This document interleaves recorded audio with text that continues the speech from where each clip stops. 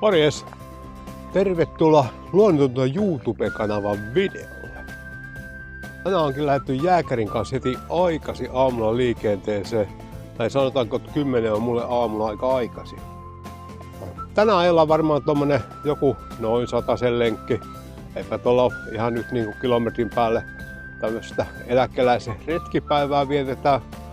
Ollaan tultu tässä aamusta Seinältä Lapualle. Ollaan täällä Alajoki maisemissa ja tuossa on takana jokitupa. Juodaan tässä vähän kahvia ja jatketaan hetken päästä reissua. Kerron vähän sitten päivän ohjelmasta. Ei muuta kuin vielä uudestaan tervetuloa mukaan. Siinä on näkyvissä yksi syy tämän päivän reissuun, eli ne on nämä Alajokimaisemat täällä Lapualla ja sitten lähdetään myöhemmin vielä tonne Ilmajoen suuntaan.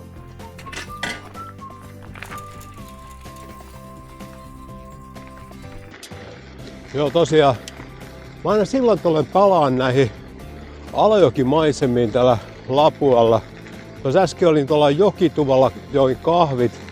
Se on varsin tämmönen viihtyisä ja voisi sanoa, että on vaan ihana paikka pysähtyä. Nää laakeet, peltoaukeet ja maisemat, niin nää on aika pitkälle semmoista mun sielun maisemaa, missä mulla mieli lepää. Ja sen takia mä aika usein tuun tänne ajelemaan. Tai muutenkin käyn noita peltoteitä ja muita ajelemassa. Tää on tosiaan tää Lapua ja täältä mä käyn tuolla lintutornilla. En tiedä näkyykö sieltä lintuja. Tämähän on tämmöstä muuttolintojen paikkaa, Alajokilaakso. Mutta käydään ainakin katsoa maisemia. Sitten on suunnitelmissa sieltä, kun lähdetään, niin lähdetään noita peltoteitä kohti Ilmajokea ja käydään siellä Ilmajoen Alajoki perinnemaisemaa katsomassa. Tuosta tulee usein käytettyä eläkeläisen retkipäivä tai eläkeläisen sitä ja tätä. Se on vähän semmonen juttu, että mä oon nyt ollut jo 15 vuotta eläkkeellä, tai siis työkyvyttömyyseläkkeellä. Sanotaan nyt vaikka sitten aikanaan pää hajosi tai jotain siihen suuntaan. Taustalla oli sairaus ja sitten vaan tuli stoppi ja jäi eläkkeelle. Mut sitten tää eläkkeelle nyt oleminen, niin nyt kun ikä tulee, no ensi kuussa tulee, tai no lokakuussa 62 vuotta, niin nyt oikeastaan on vasta semmonen hetki, että on niinku, tulee käytettyä sitä eläkeläinen. En mä sitä koskaan hävennyt oo, mutta se, että yleensä se on aiheuttanut sitä, että pitää jotain selittää, että miksi. Mut nyt ei oikeastaan kukaan enää kysele. Kun sanoo, että on eläkkeellä, niin se on ihan kiva. Toki se nyt olisi ollut nämä vuodet töissä mieluummin ihan niin kuin terve olisi, mutta nyt oikeastaan rupeaa tämä eläkeläisyys niin kuin omalla tavalla tuntuukin välillä ihan mukavalta. No eipä se kauhean korkea ollut, mutta ei kai näillä alakauksilla niin korkea tarvii ollakaan. No kerrankin kun tuli lintutorni, niin ei ollut kauhean korkea toi nousu. Aina vähän pitää hengästyä, vanha ihminen, mutta onhan täältä kyllä makeet näköalat. Joo, sitä itteensä, katsotaan. Siinä sitä on peltoa silmän kantamattomia. Ei siinä paljon silmä pökkää, kun tuonne kattelee. Ymmärrän sillä niin kuin ihan täysin, että toiset tykkää tai joku olla merenrannalla tai jossain, mutta se vaan on kyllä kuin ihme juttu, tää pellot on mulle se juttu. Mutta ei mitään, lähdetään jatkaa matkaa ja kohti Ilmajokea jostain peltoteitä pitkin, niin yritetään löytää sinne. Tästä on varmaan semmonen 45 kilometriä. Vaikuttaa aika hyvälle toisella pienelle vastatuulelle, mutta ei siitä ole mitään haittaa. Kuntoilemassahan täällä olla ja viettämässä lepposaa päivää, niin ei ole minkään kiire. Ei kun eteenpäin. Näinpä se lähti. Matka kohti Ilmajoen Alajoki maisemia. Nämä on nämä peltotiet täällä vähän etukäteen ajattelin, että kuinka kurakollana on, kun tässä pari päivää sitten oli varsinkin tässä Lapualla melkoiset rankkasateet. Mutta aika hyvin ne ainakin on kuivannut, tai sitten tälle kohtaa ei ole paljon osunut, kun se oli aika semmoisia paikallisia. Mutta näitä on kiva ajella menemään. Noin tuosta peltoteiltä saavutaan välillä tänne asutuksen pariin ja tämä seuraava kylä on Raamatun kylä. Lähdetään ajaa Raamatun tietä. Tämä sopii aika hyvin tänne Lapualle tämmönen hengellinen yhteys. Tästä voisi kyllä sanoa, että tää on kyllä ihan tätä oikeita peltotietä. Varsin on viihtyisää ajettavaa. Eikä nyt mitenkään ihan pahasti ollut märkäkään. Ihan hyvä kuntoinen. Kyllähän näitä ajelisi enemmänkin. Tuoltapa tuli tosiaan peltoteelta Hellamaan tietä ja siitä tänne onko tää Viemärän tie ja tämmönen 8 kilometrin hiekkatie. Tää on aika kivan kumpuileva tie. Mä oon tää joskus ajanut ennenkin. Ei nyt mitään älytyltä mäkiä, mutta ihan saa polkea. Tostakin lähtee tommonen tosi pitkä ylämäki. Niin ihan hyvä niin. Mut mä luulen, että tän tien jälkeen mä suuntaan sen verran Koukkaan, niin käyn vähän Malkakoskella katsomassa kosken kuohuja, kun tässä on viime päivinä kumminkin vettä tullut aika hyvin, niin mä luulen, että siellä voi olla aika hienoa ja katsoa, jos se olisi vaikka koskimelojia paikalla. Käydään siellä katsomassa. Siinäpä meni se 8 kilsa soratiepätkä. Ei vittynyt jutella se aikana, mitä oli niin kova tuuli ja mäet meni ylös ja alas, niin mä välillä hengästyin. Ei yhtään huvittanut jutella. Mutta tässä mennään nyt pikkumatka ja tuossa oli äsken, tai olisi ollut kesäkahvila mumma, mutta koska tällä papparaisilla on omaankin kahvia vielä mukana, niin ajan tuohon Malkakosken kuohuja kattoon ja siinä vähän kahvitaukoa, niin se on ihan kiva pitää välillä vähän taukoa, kun on tämmönen retkipäivä. Tuossa joutuu itselle aina välillä vähän sanoa sitä, että ollaan ihan retkellä. Kun tahtoo aina otan pyörän kanssa olla melkein vähän sillä, että kun pyörä lähtee, niin siitä pitää ottaa jotain irti. Mutta ei tämmöisenä päivänä tarvitse, kun ollaan eläkeläisen retkipäivää viettämässä. Sielläpä ne on kosken kuohut.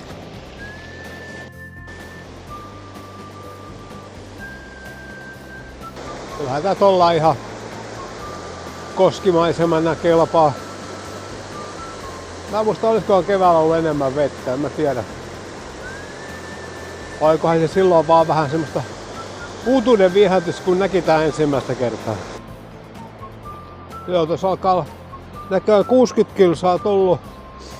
Varmaan se 40 on vielä tälle päivälle tuosta polkematta, mutta hyvässä matkassa ollaan kohti Ilmajoen Alajokin maisemia. Kyllähän nuo kosken kuohut tietysti kivoja on käydä kattoo, mutta no, ehkä ne tuntuu viime kerralla mukavammalta, tai hienommalta. Juodaanpa vähän kahvia ja sitten taas sutkautetaan eteenpäin.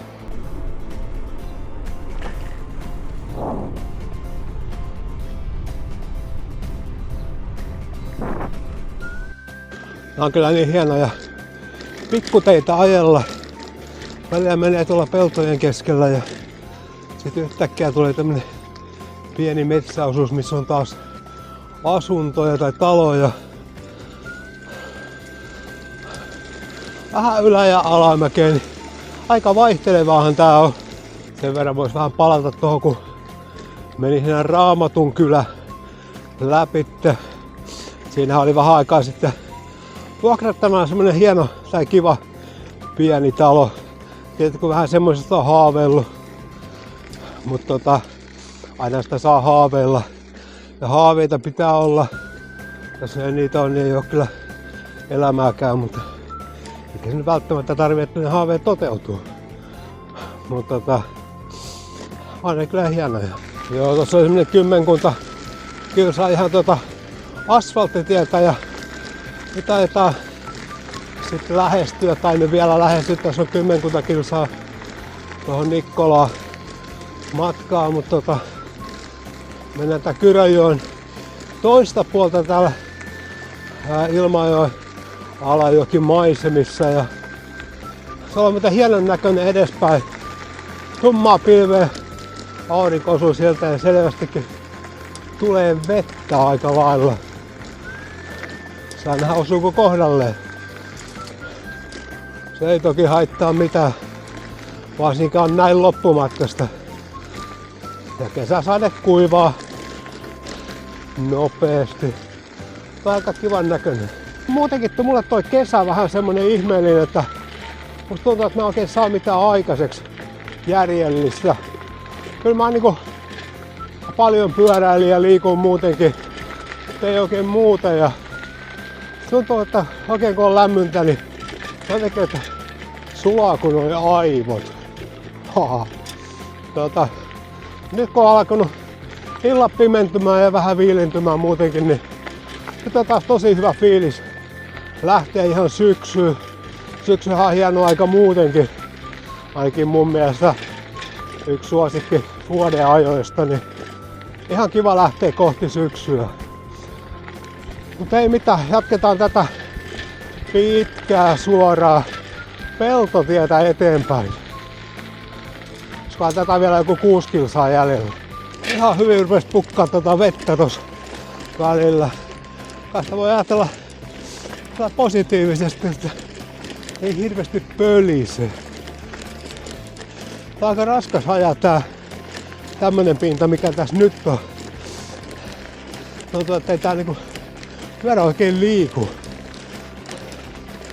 Mut kyllä sillä kyllä eteenpäin menee. Täytyy sanoa, että en oo ehkä mikään nyt ihan hirveä asfalttiteiden fani. Mutta tuon äskeisen jälkeen niin kyllä tää nyt kelpaa. Vettä tulee ihan sopivasti, mutta mennään vaan eteenpäin ja käydään ajamassa se viimeinen 10 kilometrin peltopätkä tuolla Kyrönjoen toisella puolella Ilmajoen Alajoki alueella. Sieltä suunnataankin sitten jo kotia päin.